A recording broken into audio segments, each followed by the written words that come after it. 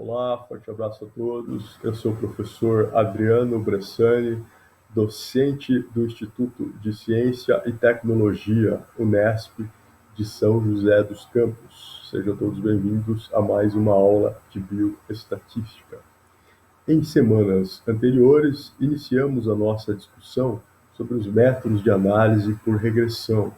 Vimos ali, então, os métodos de regressão simples e, na sequência, os métodos de regressão múltipla, que possuem em comum o fato de terem como variável resposta uma variável do tipo numérica contínua.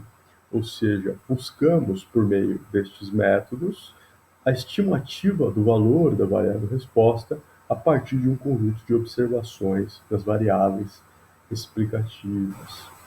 No método que veremos hoje, a regressão logística, essa variável resposta é do tipo categórica, ou seja, ela possui valores linguísticos, classes, categorias, entre outras diferenças que discutiremos então na sequência.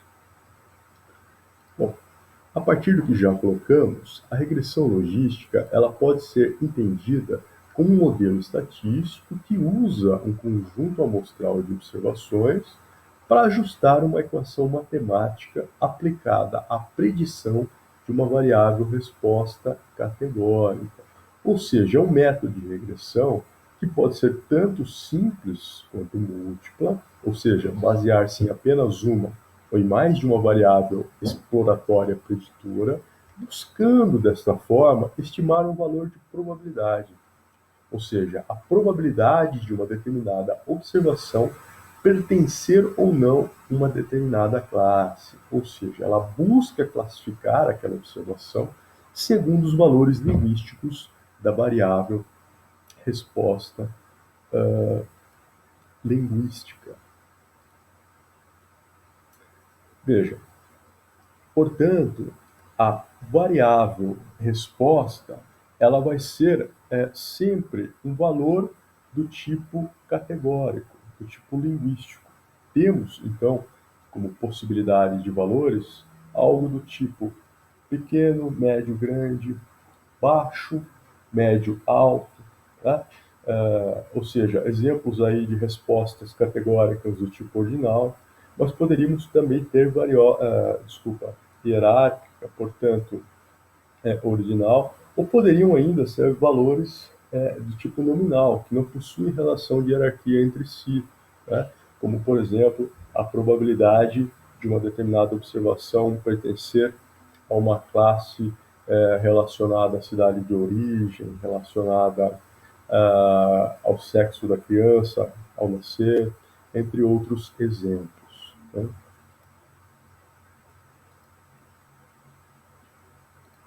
Esse modelo, ele, portanto, busca, a partir de uma curva, né, do tipo S, e não uma reta, como vimos para modelo de regressão simples, ou ainda planos ou hiperplanos, como vimos para o caso da regressão múltipla, buscar estimar a probabilidade de sucesso ou insucesso de uma determinada observação pertencer ou não a uma determinada classe, né?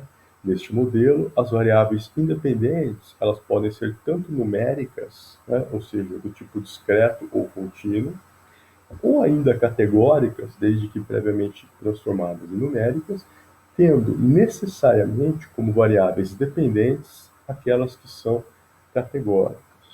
E essas variáveis respostas, né, ou dependentes, elas são estimadas, como veremos daqui a pouco, como sendo uma probabilidade estimada pelo logaritmo natural da razão de probabilidade de ocorrência, ou seja, sucesso, pela não ocorrência ou insucesso.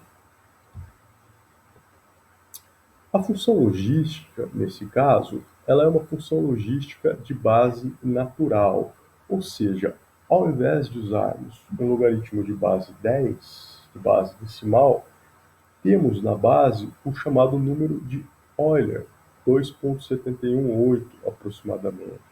De modo então que a nossa variável resposta, y, ela vai ser igual ao logaritmo natural da razão dada pela probabilidade de sucesso dividida pela probabilidade de insucesso, calculada pela valor unitário 1 subtraído da probabilidade de sucesso, que vai ser igual à função que já vimos em aulas anteriores, né? Onde temos ali representados por x as nossas variáveis explicativas, o produto entre elas representando a interação possível dos efeitos provocados, e os coeficientes, tanto linear, que é o A, quanto angular, como são os Bs ou betas, como vemos em algumas referências da literatura, né?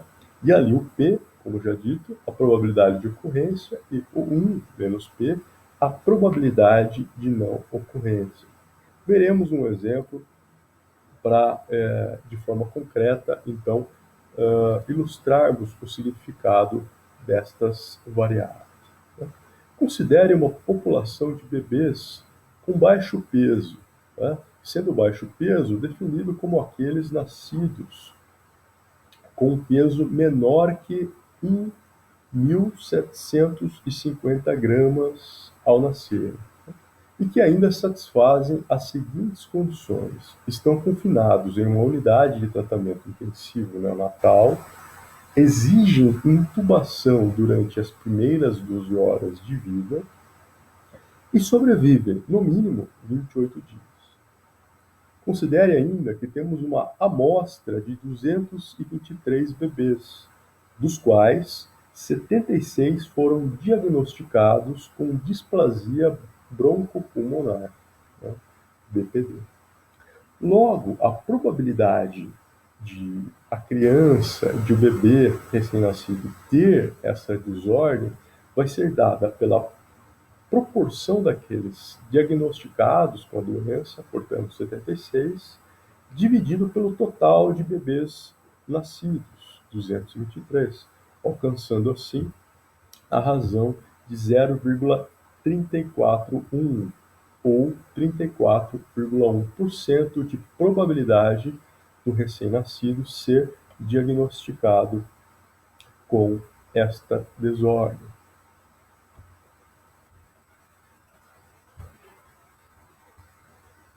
Continuando a discussão sobre esse exemplo, temos que alguns fatores podem ser suspeitos quanto fatores que contribuem para a ocorrência dessa displasia broncopulmonar. Isto é, são características que podem afetar a probabilidade de ocorrência da doença.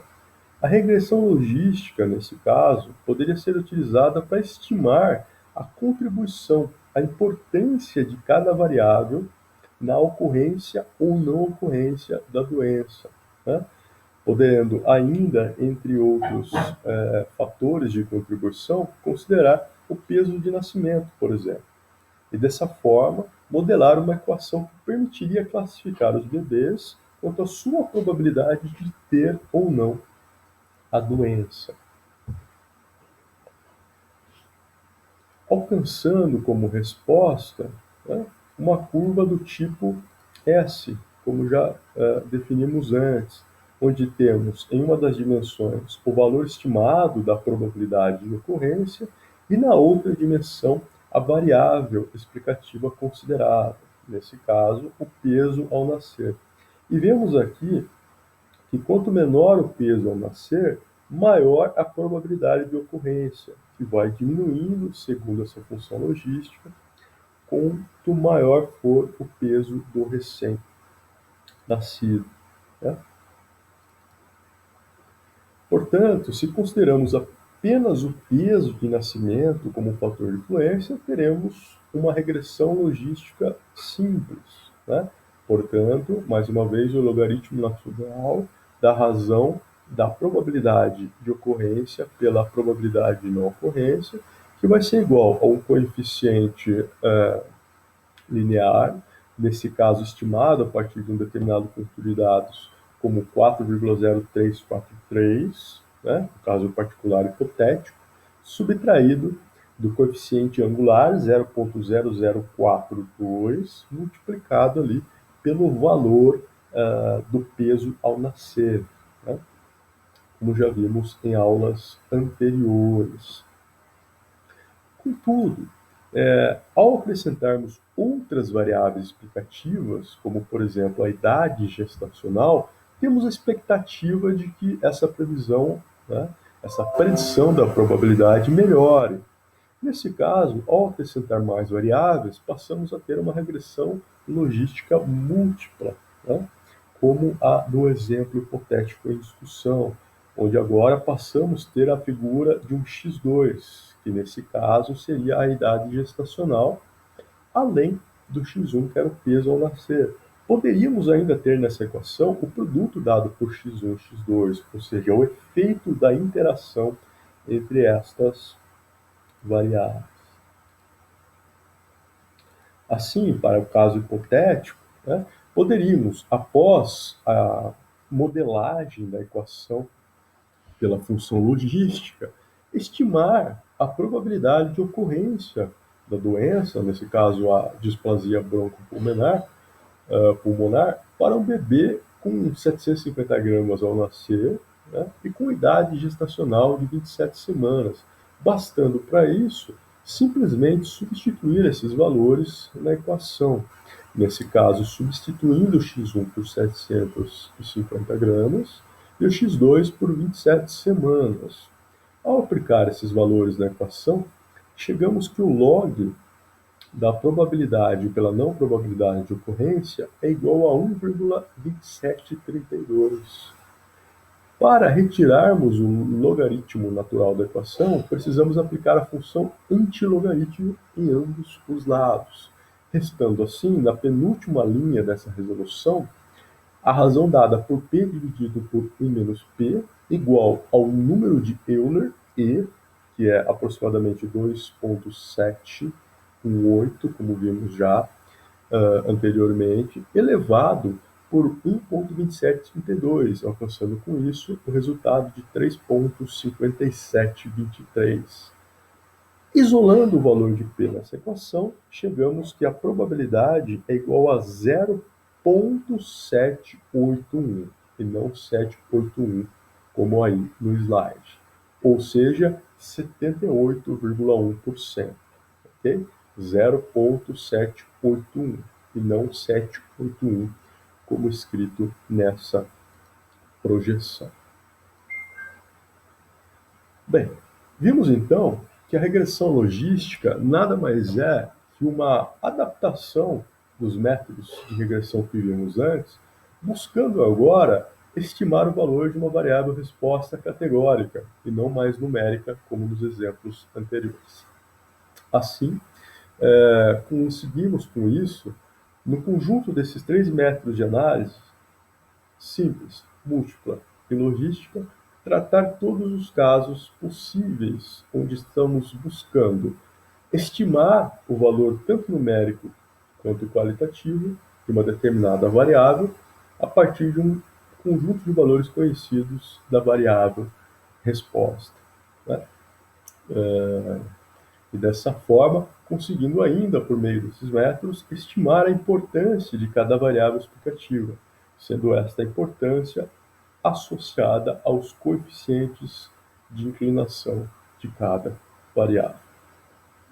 Por último, destacamos que todos os exemplos, tabelas, gráficos e conceitos utilizados nessa aula se basearam no capítulo 20 da obra de Pagano e Gravot, Princípios de Bioestatística, segunda edição, São Paulo Senejo, publicado em 2004. Mais uma vez, obrigado a todos pela atenção, forte abraço e até a próxima aula.